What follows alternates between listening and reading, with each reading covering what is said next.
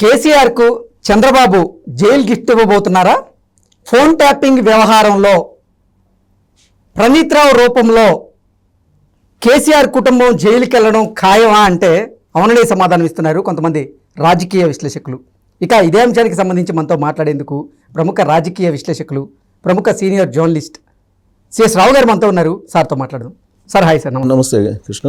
Sir, Praneeth Rao రూపంలో కేసీఆర్ జైలుకి వెళ్ళడం ఖాయమని, అలాగే చంద్రబాబు గారు కేసీఆర్కి జైలు గిఫ్ట్ ఇవ్వబోతున్నారు అంటూ కూడా ఒక వార్త సోషల్ మీడియాలో చక్కర్లు కొడుతూ ఉంది. చంద్రబాబు కేసీఆర్కి జైలు గిఫ్ట్ ఇవ్వడం ఏంటి? అసలు ఫోన్ ట్యాపింగ్ వ్యవహారంలో ఏం జరుగుతుంది తెర వెనక? ఈ ఫోన్ ట్యాపింగ్ వ్యవహారంలో కేసీఆర్ కుటుంబం జైలుకి వెళ్ళడం ఖాయమా అంటే ఏం చెప్తారు సార్?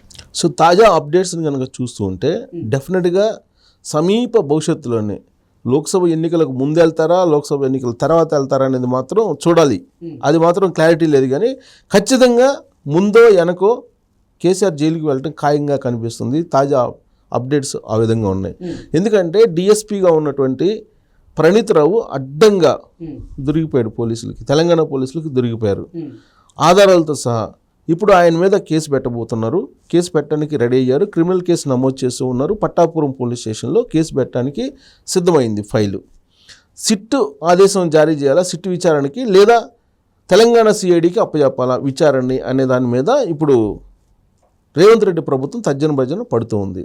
10 ఏళ్ల క్రితం జరిగినటువంటి మొత్తం వ్యవహారానికి సంబంధించి ఇప్పుడు మొత్తం బయటకు వస్తూ ఉన్నాయి. ఆ రోజున రేవంత్ రెడ్డిని ఓటుకు నోటు కేసులో జైలుకి పంపించారు కేసీఆర్ ముఖ్యమంత్రి హోదాలో. అసలు ఎలా జరిగింది అది అసలు అనే దాని మీద ఎంక్వైరీ చేస్తే ఫోన్ ట్యాపింగ్ అనేది భారీ ఎత్తున చేశారు. ఆ రోజు నిబంధనలకు విరుద్ధంగా, చట్టానికి విరుద్ధంగా జరిగినటువంటి ఒక ప్రక్రియ. ఆ రోజున ఆంధ్రప్రదేశ్ ప్రభుత్వం అప్పట్లోనే కేసు పెట్టింది.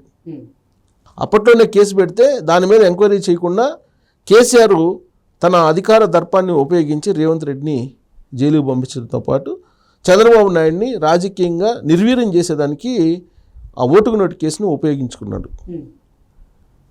ఆ రోజున రేవంత్ రెడ్డి కానీ చంద్రబాబు నాయుడు కానీ ఏ విధమైనటువంటి మానసిక సంఘర్షణకి లేదా రాజకీయపరమైన సంఘర్షణకి గురి అయ్యారు అనేది వాళ్ళిద్దరికి మాత్రమే తెలుసు.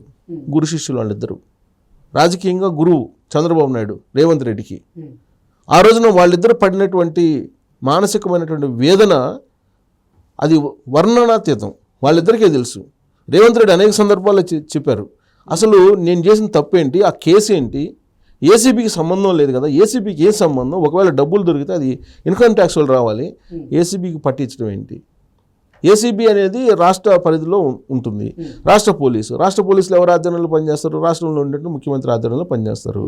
సరే, డబ్బులు దొరికినప్పుడు నువ్వు ఐటీకి ఇన్కమ్ ట్యాక్స్కి పట్టియాలి. కానీ నువ్వేం చేసావు? ఏసీబీకి పట్టించి ఏసీబీ పోలీసుల ద్వారా ట్రాప్ చేయించి రేవంత్ రెడ్డిని జైలుకు పంపించాడు ఆ రోజున కేసీఆర్. ఇది మొత్తం ఆపరేషన్ ఎలా చేశారని అంటే ఫోన్ ట్యాపింగ్ చేశారు అనేది. జనరల్గా ఓటుకు సంబంధించి ఒక ఎన్నికలు జరుగుతున్నప్పుడు ఆ ఎన్నికలకు సంబంధించి పోయి ప్రచారం చేసుకోవటం, వాళ్ళతో మాట్లాడటం ఇది కామన్ అది. కానీ ఆ రోజున ఆ ఓటు అడగడానికి వెళ్ళినటువంటి సందర్భంగా సెబాస్టియన్ దగ్గరికి రేవంత్ రెడ్డి డబ్బులు తీసుకెళ్లారు అనేది వీళ్ళు పెట్టినటువంటి కేసు. అసలు ఆ డబ్బులు ఎక్కడి నుంచి వచ్చినాయి ఏంటి అనేది ఇంతవరకు నిరూపించలే వాళ్ళు. రేవంత్ రెడ్డి మాత్రం జైల్లో పెట్టారు. ఆ కేసు ఇప్పుడు సుప్రీంకోర్టులో నడుస్తుంది. ఫస్ట్ నుంచి చెప్తున్నటువంటి వాదన ఏంటంటే రేవంత్ రెడ్డి అది ఏసీబీకి సంబంధించినటువంటి కేసు కాదు, ఇన్కమ్ ట్యాక్స్కి సంబంధించినటువంటి కేసు. ఒకవేళ డబ్బులు దొరికితే డబ్బులు ఎక్కడి నుంచి వచ్చినాయి అనేది ఇన్కమ్ ట్యాక్స్ వాళ్ళు తేల్చాలి. ఏసీబీ వాళ్ళని రైట్ చేయించి నన్ను జైల్లో పంపించారు అనేది మొదటి నుంచి చెప్తున్నారు. సరే, ఇదంతా జరిగింది. బట్ అసలు ఈ ఫోన్ ట్యాపింగ్ అనేది జరిగిందా లేదా అనే దాని మీద ఆ రోజే కేసు పెట్టారు. దాని మీద కూడా ఎంక్వైరీ జరగాలి కదా. దీని మీద ఏ విధంగా జరిగిందో దీని మీద కూడా ఎంక్వైరీ జరగాలి సమాంతరంగా. కానీ అలా జరగకుండా ఓటుకు నోటు కేసు అనేటువంటి ఒక బూచిని చూపించి రేవంత్ రెడ్డిని రాజకీయంగా క్లోజ్ చేయాలని చెప్పి ప్రయత్నం చేశాడు. చంద్రబాబు నాయుడు అసలు తెలంగాణలో లేకుండా చేయాలని చెప్పి సక్సెస్ అయ్యాడు కేసీఆర్. ఆ రోజు నుంచి పెట్టుకున్నటువంటి ఆ బాధ, కసి, ఆక్రోశం, కోపం ఇవన్నీ కలగలిపి రేవంత్ రెడ్డి ముఖ్యమంత్రి అయిన తర్వాత ఇప్పుడు తీర్చుకోవడంతో పాటు నిజాలను బయటకు తీసుకొస్తున్నాడు. నిజాలను బయటకు తీసుకొచ్చే ప్రయత్నం చేస్తున్నారు. 2014 నుంచి 2023 డిసెంబర్ దాకా తెలంగాణలో ఏం జరిగింది అనేది మొత్తం బయటికి తీసుకొచ్చిన ప్రయత్నం చేస్తున్నాడు. ఆ రోజు నుంచి కూడా ఇజ్రాయెల్ టెక్నాలజీ తోటి, ఇజ్రాయెల్ నుంచి అన్అఫిషియల్గా తీసుకొచ్చినటువంటి పరికరాలతోటి ఇంట్లో ఉండేటువంటి వాళ్ళ మహిళలతో సహా అందరి ఫోన్లు ట్యాప్ చేశారు అనేటువంటి ఆరోపణలు ఆ రోజు ఉన్నటువంటి తెలంగాణ ప్రభుత్వం మీద ఉన్నాయి. కానీ దానికి సంబంధించినటువంటి విచారణ జరిగినటువంటి దాఖలాలు లేవు. ఎమ్మెల్యేలు భయపడ్డారు మాట్లాడుకోవడానికి, ఎంపీలు భయపడ్డారు, లాస్ట్కి కేసీఆర్ కుటుంబంలో ఉండేటువంటి వాళ్ళు కూడా భయపడ్డారు.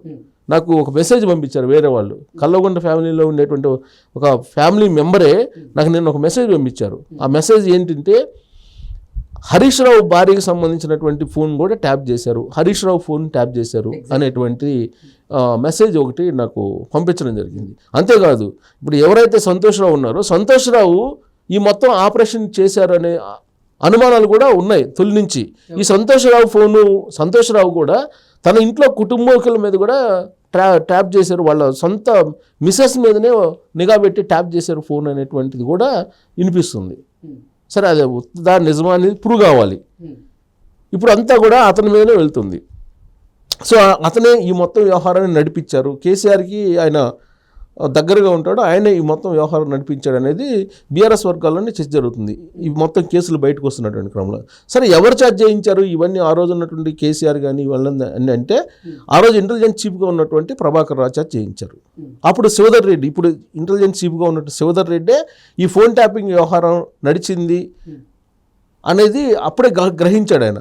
దాన్ని బయట పెడుతున్నటువంటి క్రమంలోనే ఫోన్ ట్యాపింగ్ సంబంధించి ఆయన్ని తీసుకెళ్లి లూప్ లైన్లో వేశారు, రైల్వేస్లోకి ట్రాన్స్ఫర్ చేశారు. అప్పటి నుంచి ప్రభాకర్ రావుని తన సొంత సమీప బంధువుని ఇంటెలిజెన్స్ చీఫ్గా పెట్టుకున్నాడు కేసీఆర్. ఇక ఆయన ప్రభాకర్ రావు ఇంటెలిజెన్స్ చీఫ్గా అయిన తర్వాత నుంచి జరిగినటువంటి ఫోన్ ట్యాపింగ్ల వ్యవహారాన్ని కనుక చూస్తే అసలు అన్లిమిటెడ్, అసలు ఎవరు ఫోన్ ట్యాపింగ్లో ఉందో ఎవరిది లేదో కూడా తెలియనట్టు పరిస్థితి. ఇంట్లో ఉండే మహిళల ఫోన్లు కూడా ట్యాప్ చేశారనేటువంటి ఆరోపణలు ఉన్నాయి.